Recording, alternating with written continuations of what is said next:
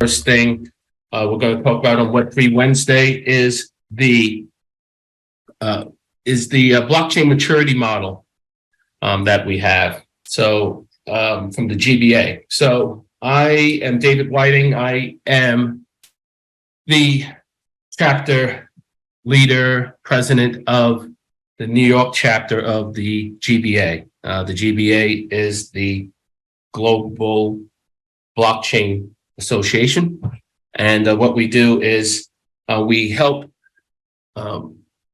take blockchain, make it simpler for governments and private companies to get together and to develop different standards in different areas of gaming, healthcare, blockchain rules, regulations, standards, so that different communities have access to all of the necessary tools that it takes. And what we're going to do is start off with the blockchain maturity model. So I'm sharing my screen with you. And as you can see, the blockchain maturity model is something that we want to, it's just been released. So we're introducing it through the GBA. And through the GBA, we're introducing the blockchain maturity model. And so organizations around the world can have a way to develop their blockchain solutions. Right now, we're trying to help out with using the GBA and the different resources that we have to try to create a framework and a reliable solution and for a prototype and a system. So I'll be having different guests on during this event. But right now, for this first one, I'll be by myself here, and I'll just be talking about the different types of events that we're doing and the different types of resources that we have available. So I want to start off with the blockchain maturity model, and what we want to talk about here. It's just going to be 1 hour, and we're going to do it every 2 weeks, every other week. So what we want to do is talk about the blockchain maturity model, how it works, what it is, how it can help you, and how it can help companies. And what we want to do is try to foster a community and get the community to try to have a approach where they're going to use the GBA and the blockchain maturity model as a resource. And this resource is very helpful. It's something that just come out from the GBA. And so we want to let people know about it. So I'm not going to go through the whole thing today, but I just want to show you a few different types of aspects of it. And then we're going to also get into the different events that are coming up during the next few weeks and the next few months in the GBA and other events that are coming up during the next few months overseas and the United States. So what I want to talk to you about now is having the what we're going to talk about the blockchain maturity model. So I can share this video with you. Just the beginning of it with having conversations. I just want to share this video with you that was put together by Gerard Daché, and it'll explain a little bit about the blockchain maturity model. It's 27 minutes long. I'm not going to go into the whole thing, but I'm just going to just show you the little preview of it, so you get a better idea of what the GBA and what the blockchain maturity model is about. They're all leaving standards. That's boring. I'm going to join them. You can't take anything too seriously. But like I mentioned yesterday, when we started this thing, we didn't know very much about it. And we thought, listen, if we could just bring people together and talk about it, we would create those kinds of conversations. We would get stuff like that done. And so one of the first places that I had the opportunity to visit was with Brian Nielsen on his podcast. And that sort of started a relationship. Eventually, as GBA grew, he helped us from a technology perspective. He just did so many things, introduced us to legends in the industry. And so he's always been somebody that's been facilitating those conversations. As we started building it and we started moving into different areas, and I'm going to get to the BMM in just a second, we started realizing there was a lot of controversy. And one of those areas where there was a lot of controversy was in voting in elections. And there are people who are diametrically opposed to the concept of blockchain voting because it would require connection to the internet. And they believed anything connected to the internet would have no integrity and would be corrupted. And these were good people, right? But diametrically opposed to what we wanted to do. And I think we were good people too. So we invited them to a Zoom call. We do a lot of sort of online webinars, and it got passionate. In fact, if Amelia is here, she's not here. If you go to our YouTube channel and look at the voting digital debate or the ballot digital debate, there's a couple of them. On one of them, she was in a conversation with the folks that are on the other side. And when you hear a conversation like this in a public Zoom meeting, there was very well attended. I don't know, there may be 100 plus people on it. She said, and if you do that, I will stick the FBI on you. So it was passionate. So after that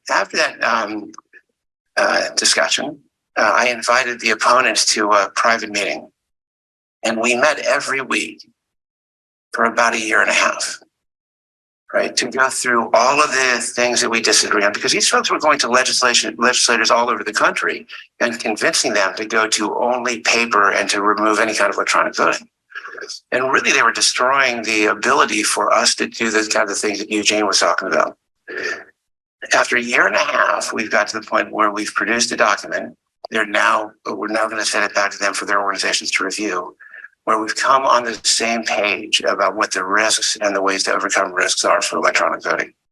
And that paper, as soon as we get signatures on it, we will send to every local election official in the country. So those are the kinds of things that we've been focusing on.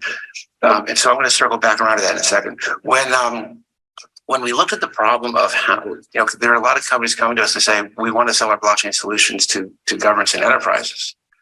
And we started peeling the onion back, and they couldn't do it, right? So we launched a project to try to solve that problem. This topic is on blockchain and cryptocurrency standards. Let me just say one thing about cryptocurrency. We're doing the blockchain standards first. We're going to walk through that. We have a second project that is called the Cryptocurrency Maturity Profile. And we're just going to talk about that briefly. The first phase was we built tools to help public policymakers understand the size, trajectory, and velocity of cryptocurrency adoption and its impact on governments' abilities to collect taxes, enforce laws, do economic development, manage their economies, all those sorts of things. And that project is ongoing if you're interested in that, and that's going to result in a set of cryptocurrency standard recommendations. But I don't have time to cover that a lot. If you're interested, please see me and we'll get you connected. Let's talk about the blockchain maturity model. Where's my, Jordan, are you my slide turner? Yeah. Oh, I have the pointer. Cool. Right. So it's important to understand that people we brought together for this were literally experts from all over the world in every aspect of the blockchain cryptocurrency space, at the national, international levels across. So that's a group. So this is put together by our blockchain standards group. And so here's the problem, right? Enterprises and governments are going to acquire blockchain solutions. The problem is that they don't have the knowledge or the framework, right, to be able to assess a good one from a bad one. So consequently, they're always going to default to IBM or Deloitte. And by the way, there's a QR code at the end of this presentation. If you'd like to hit it, you can download the whole presentation. So, because nobody ever got fired for hiring IBM as a solution. So the purpose really is a couple of things. One is we want to create a roadmap, and I don't have my glasses on, so I can't see the slides, so I'm totally winging this. I'm looking at the title of the slide, and I'm like, okay, I think I know what's on there. So my words deviate for that. Yeah, I kind of know it. So we want to create a roadmap, right, for people who are building solutions to understand how they can mature their solution. And we want to create an assessment framework so that folks in government enterprises can say, you know what, I selected these guys, And I did because I had an international, global government association validate that they can be trusted. And that's why we put it together. And so the structure and the content is, it's broken down along 5 levels, right? And it goes all the way from, hey, is this something that we should consider seriously, right? Is this something that we could put research and development money behind? Is it something we should deploy as a proof of concept? That we roll it out into a production environment, right? Or can we roll it out into either a global environment or at least have confidence that it can adapt, right? To continue going on. And we looked at blockchain in terms of 11 different perspectives, right? And these are what we call the core requirements, right? These are things every blockchain solution should be able to deal with or handle. And by the way, if you want to get a copy of the model, it's open source. Go to gvaglobal.org under resources. Click on blockchain maturity model. You'll see all this stuff, including you can download the model, right? Okay. Yes. So that was Gerard's presentation. And I just wanted to leave it there where he mentioned where you can download it and where the resources are. So right now I am on the GBA website and you can pull those resources at the website at the link that Gerard just mentioned. And if you need any other information, you can always just contact me and I'll be able to get you information for the blockchain maturity model. And as he was mentioning, the crypto maturity model is coming also. So the crypto maturity model is going to be, like he said, is going to be coming after. So it's a separate model, and it's coming after. So it's not there yet. So yeah, so that will be coming later, and we'll be talking about that as it comes up. And what I want to do now is talk a little bit about the GBA, and then we're going to talk about and get into the events. So the blockchain maturity model is one of the things that has just come from the Standards and Certification Working Group. There's a lot of different working groups at the GBA. There's gaming, there's healthcare, there's governance, there's international standards. So there's different types of working groups that the GBA organizes. And then the GBA is also organized into regional chapters, over 90 chapters throughout the globe. One of them in the United States, here in New York. And what I can do is just finish up and show you some of the, share the screen with you and give you some of the idea of what is the goals of the course and some of the things that you'll find on the website. And we give you the opportunity to also train so you can be licensed so that you can help out companies. So you can train and you can have the different processes for the BMM training assessment. And then you can have intro to the maturity model course for students. And then we have the deep dive class. So all these classes are available, and you can check out the website and you can see all of the information there. And what we also wanted to talk about are the events that are coming up. So some of the events that are coming up, one of the first events that are coming up, of course, is the event. David, before you jump on to the events, can we just talk about the first assessment that we just completed? Sure. All right. Can you go back to the BMM page? Okay. And at the top of the page where it says results, go ahead and click there. So, okay. We actually deployed the BMM about a year ago, and then since then we developed the training materials and all the training assets. We've trained some blockchain maturity model advisors around the world, and we just completed our very first assessment. The first assessment that we completed was for a company in the gaming technology company, specifically casino gaming. And the problem that they had is that a lot of money laundering happens in casinos. Art and casinos are the two biggest areas where money laundering happens. So the regulators are constantly on their backs looking for, fake, fraudulent documents and areas of corruption.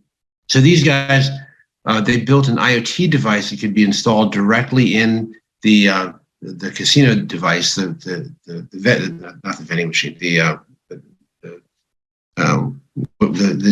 gaming system thing where you pull the handle down. And then whenever there's slot machine. And whenever there's a pull, what it does is it writes that transaction to a blockchain. And that way, it creates a way to validate when the casinos submit their compliance reports for taxes and other regulatory issues. The regulators can confirm that the data is the actual authentic data and has not been manipulated. So we went through, so they did that, they built this blockchain solution, and rather than just tell their customers who don't know anything about blockchain that they did it, they chose to have the GBA use the blockchain maturity model, which was developed by experts over a period of about 2 years to validate their claims that the reporting had integrity. So we went through this entire thing, and then it was a couple month process. We looked at their solution from those 11 different perspectives, which includes resilience, distribution, security, reliability, all those different perspectives, and we delivered findings to them at the end. So an assessment is different than like an audit, because an assessment is done by a team as opposed to an individual. And that team can include up to 49% internal folks and 51% external, because we want to have a combination of both objectivity and insight. And it's not done as it isn't done like a test. It's really kind of a process. So for a couple of months, we worked with this organization, and we brought together the assessment team, and we uncovered all kinds of things about their solution that even they didn't know. And I remember in the early days, we said, listen, the way this thing is architected, you've made certain claims. You're not going to be able to honor those claims if the token value does this, or if there's some performance issues. And they were like, yeah, you're right. So they actually had to go back and re-architect their system, because the way it was architected, it couldn't support the claims. And then a little while later, we said, listen, you're claiming that this system is immutable, but if somebody makes a change to this record here on this technology, nobody would ever validate it, right? It would be undetected. So they're like, yeah, you're right. And so through the process of doing the assessment, it wasn't just a test to say, hey, yeah, you're good. It was actually walking through them, asking the questions with them, right? Having these open dialogues and discussions, identifying the vulnerabilities, helping them close them, and when they met all the requirements of the standard, then issuing them the certificate and listing them on our website as a trusted blockchain solution. We have a couple other ones that we're now in the process. One is United Nations Identity Management Solution. Another one is a Layer 1 protocol, and the third one is a Layer 1 protocol specifically for banking and financial transactions. So it is really a process. It's really intended to be collaborative, but the model was put together over 2 years by some of the top minds in blockchain in the world, and I literally mean that. For example, one of the architects of the blockchain maturity model was the guy who built a blockchain for the United Nations that essentially manages a $78 billion pension fund and 80,000 retirees. So this model is really an incredible piece of work, and with so many blockchain projects out there that have failed, and these blockchain projects wanting to be able to differentiate themselves from all of the hype, and at the same time needing help to basically figure out how to build a good solution. I can't say enough about this. And then one more thing, the BMM has the 11 core requirements that are applicable to any blockchain, but we realized along the way that some industries have different unique requirements. For example, if you're doing identity management in a banking or financial services context, you have to do AML KYC. But if you're doing identity management in say a voting context, you have to have permanent separability between the voter and the vote. Or if you're doing identity management in healthcare, let's say with clinical trials, you have to absolutely know that the data came from patient ABC123, and you might need to know their age, their sex, maybe their weight, their race, and their blood type and family history. But you absolutely cannot know their name, their address, how much money they made, or who they voted for, right? So depending on whether you're doing financial services or you're doing voting or healthcare, the identity management requirement is going to be different. So to address that, we built, like David showed you, we have close to 50 different working groups. They're building a unique application or domain specific requirements. So if you scroll back to the top of this page, David, to documents, all the way to the top, hit the link that says documents. Yep. These are the documents that we've built out so far, or are building. And if you scroll down just a tiny bit, you'll see the banking and financial services supplement. Go ahead and hit the download button there. So these are the supplements that they are in addition to the 11 core requirements. And David, if you scroll down, I don't know, page 3 or 4 or 5, you'll see a big old table right in the middle of the document. So these are the BMM requirements for, keep going until you see the table right there. Perfect. Oh, nope, right there. Yep. Maybe make it a tiny bit bigger if you can. So this is a supplement in addition to the core requirements.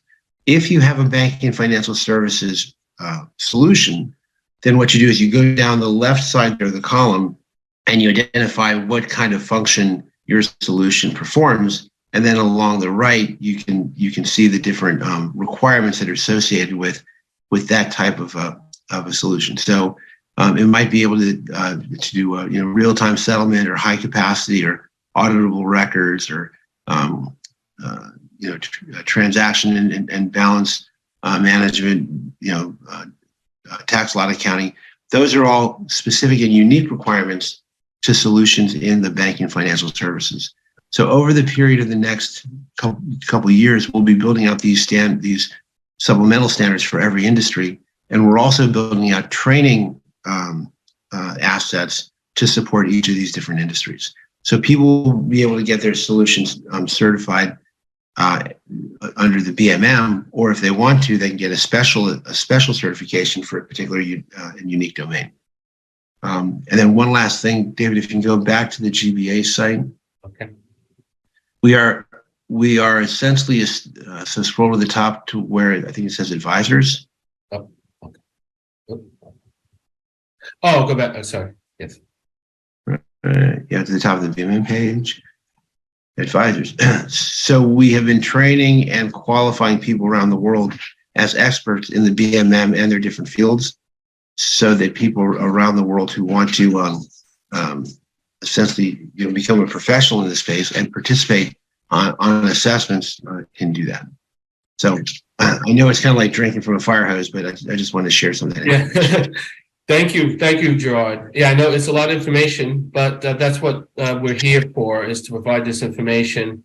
It's a little bit overwhelming at first, but people will, by we doing these events every other week, we'll start getting more and more people comfortable with the language and the verbiage and the power of the blockchain maturity model and what it can bring to companies and what it can bring to people who are trying to offer services and want to have this, who are consultants and who want to provide this as an additional service, or want to have this as a service on a specific basis that they know that could help out a company that they know that needs this. There's a lot of companies who are located throughout the world, and we have, like Gerard was saying, we have contacts throughout the world, as you can see, Maryland, New York, and all the way to Mexico, Jordan. So the consultants are being added on. Cameroon,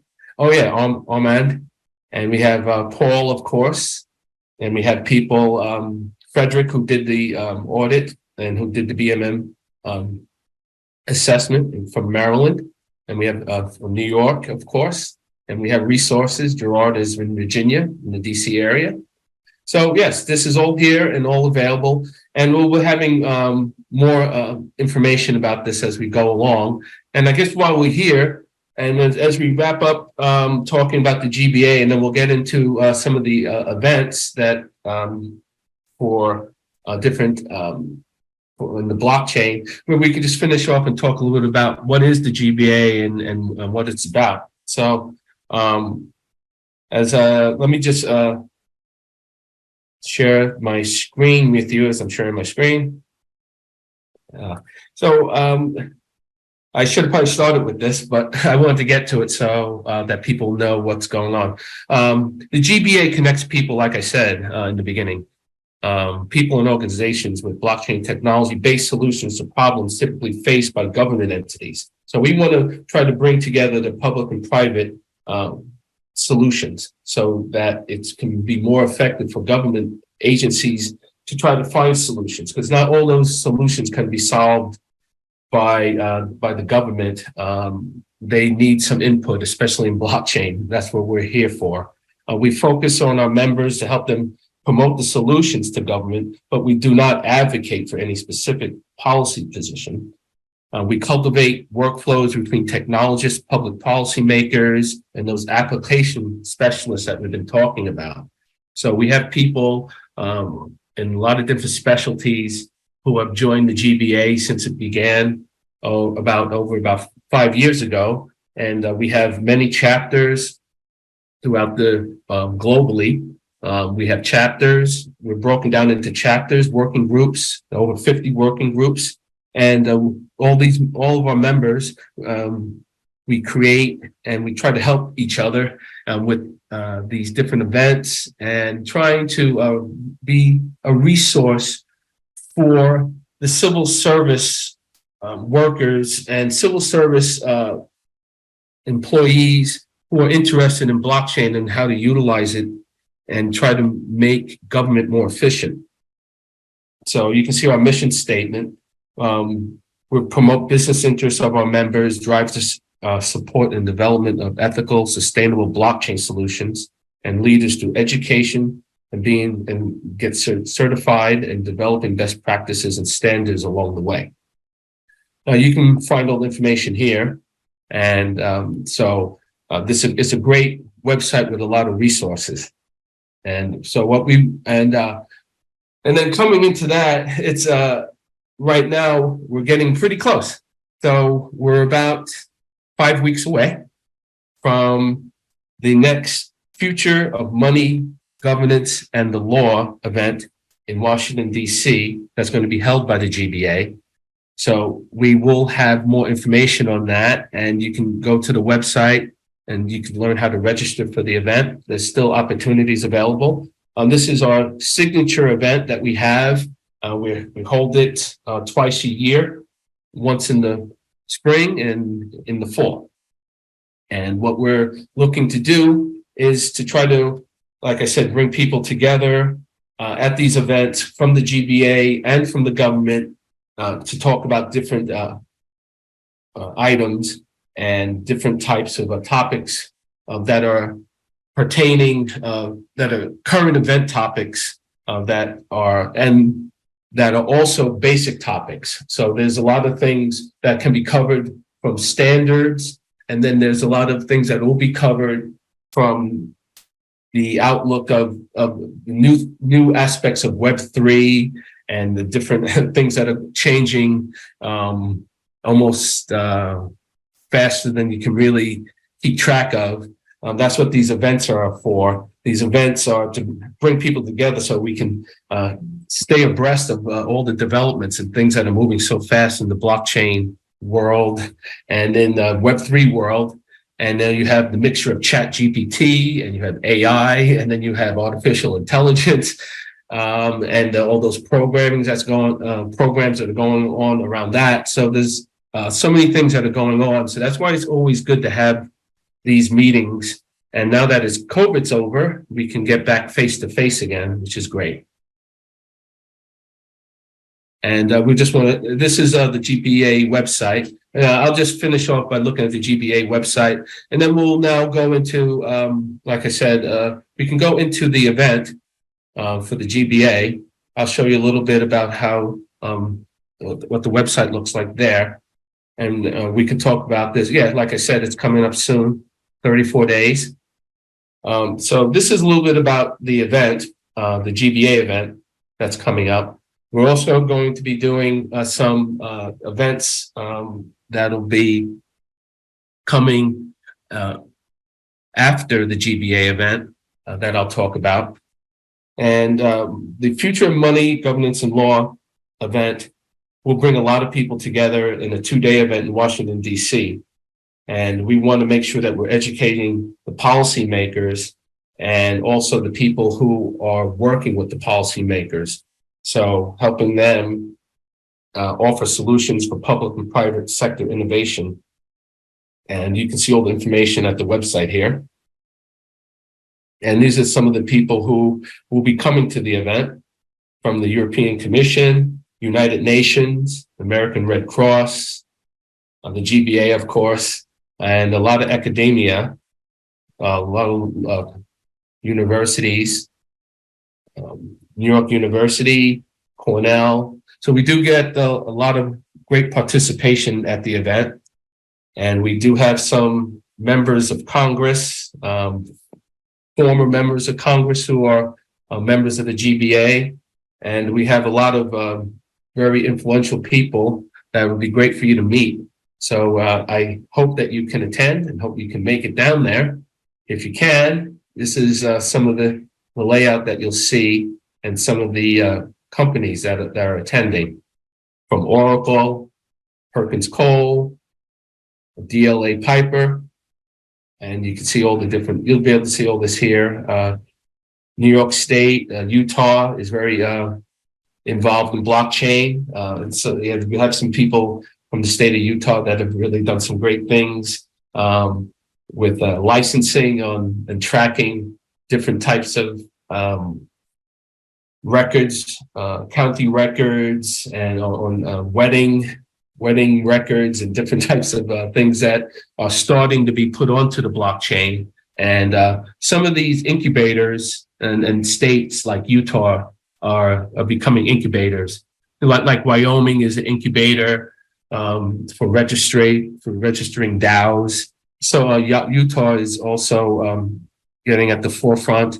New York State is starting to do some things, as well as the Commonwealth of Virginia. And so you can see that there. And we hope in 34 days from now, it's going to be really exciting. And here's some of the past videos that you can see from former Congressman Jim Moran. And you can see some other great speakers that we had in the past.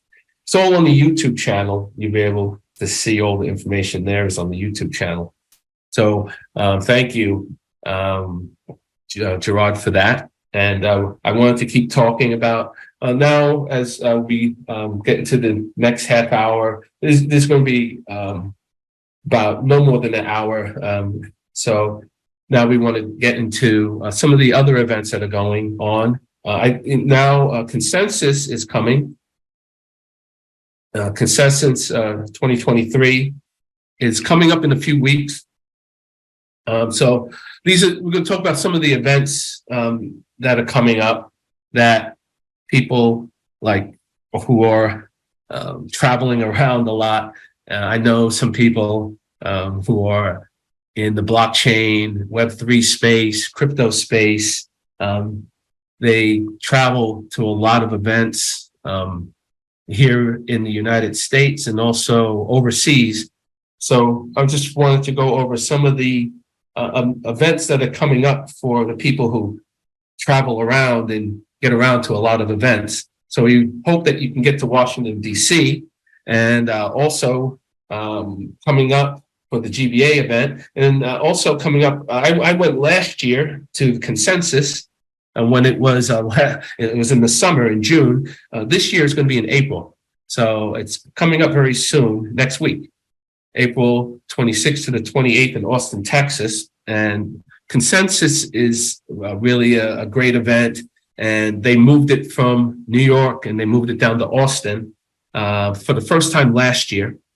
And now they're back again. then they changed it. The weather was a little on the hot side in Austin in June. So I think they made a wise decision to move it up into the spring in Austin. It'll be a little bit more comfortable for people. And I think you'll be able to get a good turnout now that Bitcoin has moved up from at least from 19 to 29. So I think more people are going to be attending more of these events as people are seeing that crypto is getting resilient and is moving back up again. So you'll get to meet some great level 1 companies there, like you see here on the screen: Filecoin, Hedera, Stellar, Tron. These are some of the big companies that'll be there. I remember meeting some of these companies last year that you can see here, so I would highly recommend Consensus if you can make it. If you can't, I think they will probably have some portions of it live streamed, but I would check on the website to make sure of the portions that are going to be live streamed and the portions that are going to be in person. So this will give you a little bit idea of that event coming up. And also we want to talk about coming up. We're going to be doing some events in New York coming up that will be talking with different speakers and guests that we're planning some events. I'll have some more information on some of those events as we do some different types of events in New York as the weather gets better. We're thinking about doing some rooftop events. We'll have some speakers on certain evenings where we'll have a rooftop and we'll have a speaker do a presentation and have some casual networking. I'll have some more information on those upcoming events soon. Always another good resource to have is the Nomad list.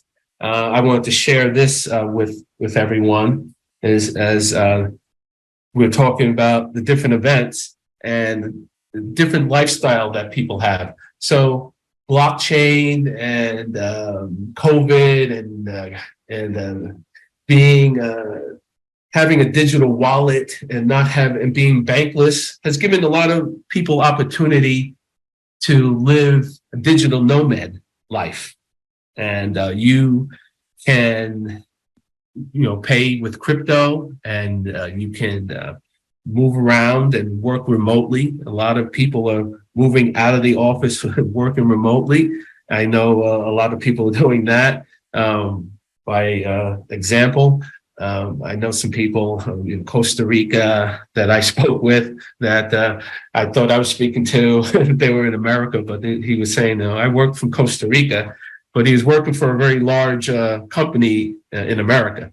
So there's a lot of different opportunities for people in the blockchain space and who aren't in the blockchain space to be digital nomads, but to also use cryptocurrency to pay for everything. So you can have a bankless lifestyle and you can move around and not use the local currency. You can always just use the digital currency. And people are starting this type of lifestyle and this trend. So this is something that I wanted to also talk about because it goes along with the beliefs and the mission and what we're talking about, because we believe in having people like Gerard was saying. You could give people your blood type and give people partial identity, but you don't have to give them your name or your address or where you live. You can be a nomad. So we wanted to show some of these top cities that are for nomads, and this is taken from nomadlist.com. You can go to this website and you can check it out for yourself. I found it and I wanted to share this resource with everyone. And we can just look at just some of the top cities for nomads right now.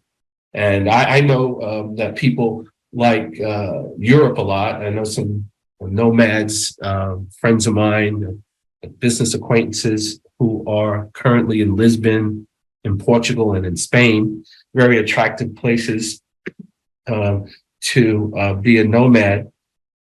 And we also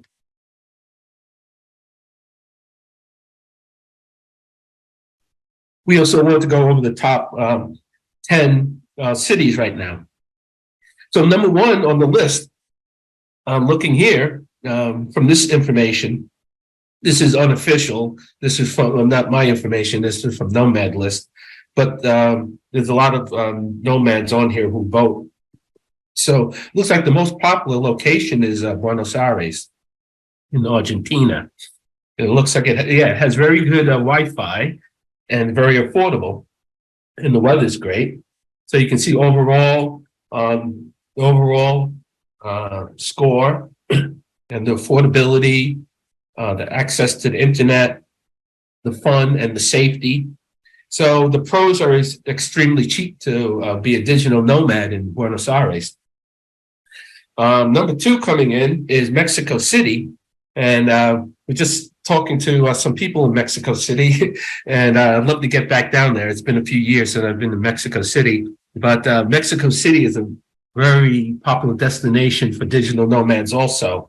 And there's people who are working in the blockchain space and who are programming, and developers who are working in Mexico. Guadalajara is not too far away from Mexico City. That's a very popular place also to work from. And there's a lot of blockchain developers. It's a growing city. So overall, it's very high rankings. The internet is not as good as Buenos Aires, but the cost is very affordable. And it's a lot of fun, a lot of things to do in Mexico City. Safety-wise, yeah, you do have to be careful. It's over 20 million people in Mexico City. It's gigantic city. It's split up into a lot of different districts. So you would probably want to not roam through all the districts in Mexico City. And like it says, if you have money, just stay in the Lomas district. Number three coming in is another great location is Asia now. Vietnam and Thailand are really growing locations for nomads and developers to move to. So overall, number three coming in is Koh Phangan, Thailand. And the internet's great. The overall ratings there is very high. Being in Thailand, it's very affordable, and there's a lot of things to do there, so it ranks high for fun. And looks like it's the safety comes in, that it's more safer than Mexico City is. So it's number three and rising. And then number four is Bangkok, Thailand again. So Thailand's a very popular spot, and Southeast Asia is a very popular location. And that comes in very highly ranked. A very popular location is Thailand, Bangkok. And now, like I said, Portugal is another very popular spot. Overall, very high rankings, very affordable, very high-speed internet, a lot of great high-speed internet connections there. Might not be as much to do around there as some of the other cities, but it's very safe. It's very highly ranked and safe. So you might, it all depends upon your personality. If you're a little bit more of a quieter person and you really want to have a quieter, relax, and you're not really looking for a lot of fun, you're just looking to be more relaxed, then maybe some of these places will rank higher for you than some of the other places will. So it all depends upon the individual. These are rankings based on the votes. Another popular place, like I said, is in Indonesia, Southeast Asia, and very highly ranked overall. Green all the way with safety, fun, access to internet, and the cost. So that's a very great place. Indonesia, Southeast Asia. And as you can see here, we have Bali, Romania. Like I said, Vietnam is also on the list in the top 10. Now we're getting to the bottom of 10 and under. We still have Spain. Like I said, Spain is a very popular destination. They have a lot of incentives for getting, different passports and visas. They're making it very easy for U.S. citizens to get processed. Like I said, Bali, Indonesia is another location. Portugal is another location. Colombia, Medellin might be a little bit not as much with the safety in Medellin as some of the other places, but Lisbon, I know contact who is in Lisbon, who just opened up a blockchain association over there. And crypto and blockchain is flourishing over in Portugal and Spain. So you might want to think about looking over there.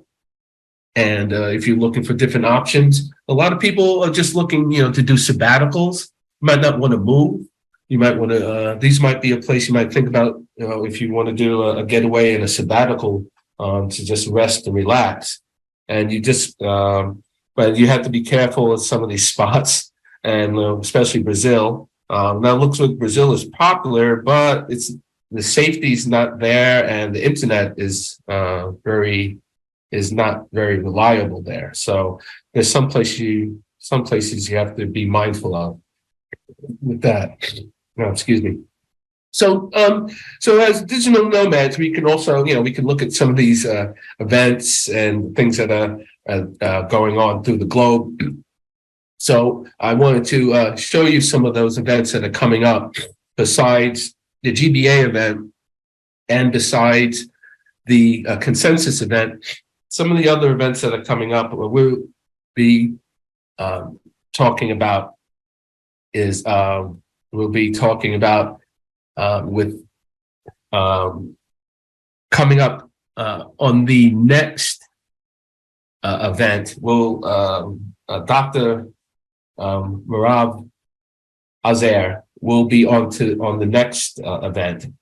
She wasn't able to make this one, but she'll be coming on in 2 weeks. So we're going to be doing these every 2 weeks, and I'll be having a guest speaker coming on besides Gerard. I'll have a Dr. Merav Ozair come on. She's a GBA member located in New York, and she'll be coming on in 2 weeks, and we'll be talking to her about what she's doing with the GBA and the blockchain maturity model.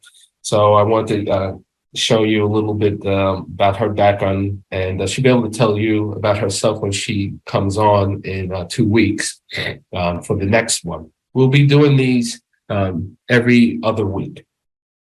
So I want to just let you know that we're having this as multiple dates, and you'll be seeing her on the next one. Coming up on the next events coming up on the calendar in after May, I'll be able to go over some of these events that are on the calendar. There's so many events on the calendar that it's hard to go through. I won't go through all of them. I'll just go through a few of them. So we do have coming up, like I said, consensus is coming up. We do have a few events coming up. Bitcoin 2023 is always a large conference coming up. Bitcoin 2023 event is regularly held in Miami, and Miami Beach coming up May 18th to the 20th this year. It's going to be very well attended. Like I said, now that crypto prices have bounced back, especially Bitcoin, we should see a great turnout. So I hope you can attend some of these events. If you haven't attended them before, I hope you can go to some of these for the first time. And if you have attended these previously, I hope that you can go back and stay involved with these events and not just go to them once, but keep attending them, because that's how you really can really find different aspects, because it's hard to find everything that you want and do and see the first time when you go to any event. You have to keep attending and coming to events. You can pick out the ones that you like, pick out the ones that you don't like, pick out the ones that you think that are a fit for you.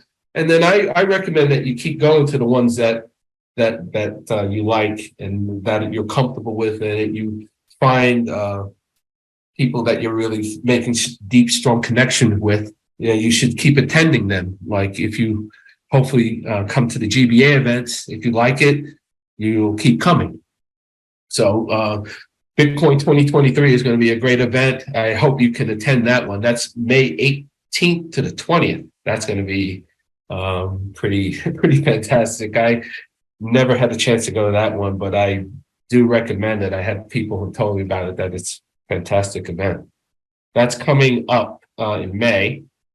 And also, there's a lot of different events here from Nomads. We want to highlight a few of them. I want to highlight the one in Tokyo, Japan Blockchain Week. So I was mentioning that to some people earlier today, and we were talking about that. So globally, Japan Blockchain Week is going to be very large. It's 2 weeks long. And this is one that's going to be held for the first time. This is exciting. So when you have one that's being held for the first time, that's always exciting, because you're always seeing something that's new that you haven't seen before. So you can get a lot of different surprises, and you can see different things that weren't promoted before at other events. And especially Japan, you'll see some very unique things at Japan Blockchain Week. So this is just the homepage for that. This is something coming up that a lot of people are going to be looking at. It's going to be very interesting. This is the link from last year, from 2022, but it's coming up again. But that's the one that they're showing from last year. I guess they'll have the website coming up. Here's the other one in Tokyo. I want to stay as we finish up. We'll be done in the next few minutes. Just wanted to show some of the ones that are going on in Asia, because Asia is really starting to do a lot of different events, and I want to make sure that people know about some of these events. So we have, as the website comes up, translate it.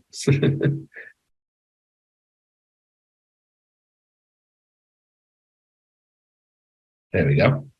Non-Fungible Tokyo 2023. This looks pretty exciting. It looks great. So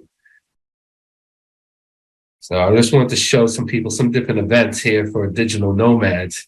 Now in June in Tokyo, this looks like if you're into NFTs and you're an artist and you're trying to develop and trying to get your name out there, this might be a great one to go to. This is the 6th annual Tokyo Blockchain Game Conference, but the first NFT conference held in Japan. So this is great. There's a lot of different things going on. So I would recommend, if you have the money and have the time, you have 63 days for this one. So this looks like a great event that you might want to check out. I wanted to just look at one more, because I know then there's another one in Tokyo that I want to just show you as we wrap up. Get it on.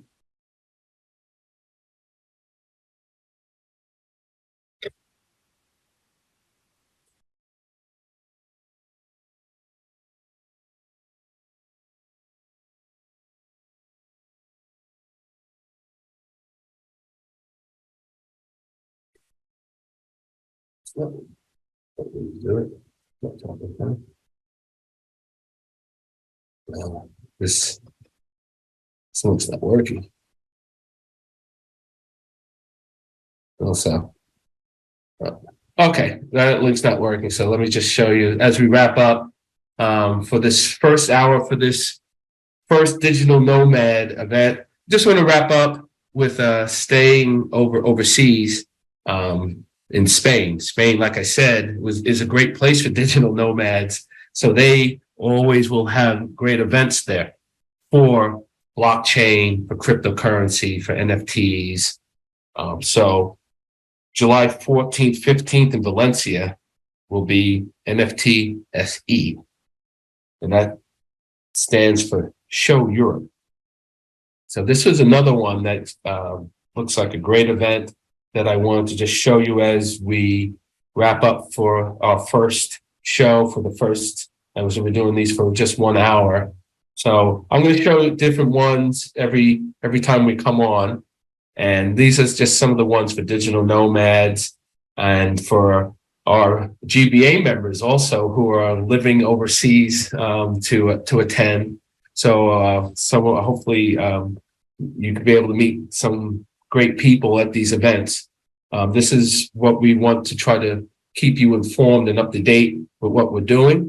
And we just wanted to wrap up with this last one here, NFT Show Europe. And it's going to be a premiere second edition of the event. So the first one was last year, and it's great to see that they're back again for this year. So we want to thank you for coming on to the for our first Digital Nomad show and with the GBA. And we want to thank Gerard Daché and the GBA. And we want to also thank some of our supporters and sponsors, CPA Cloud Tax Pros, for helping out with the event.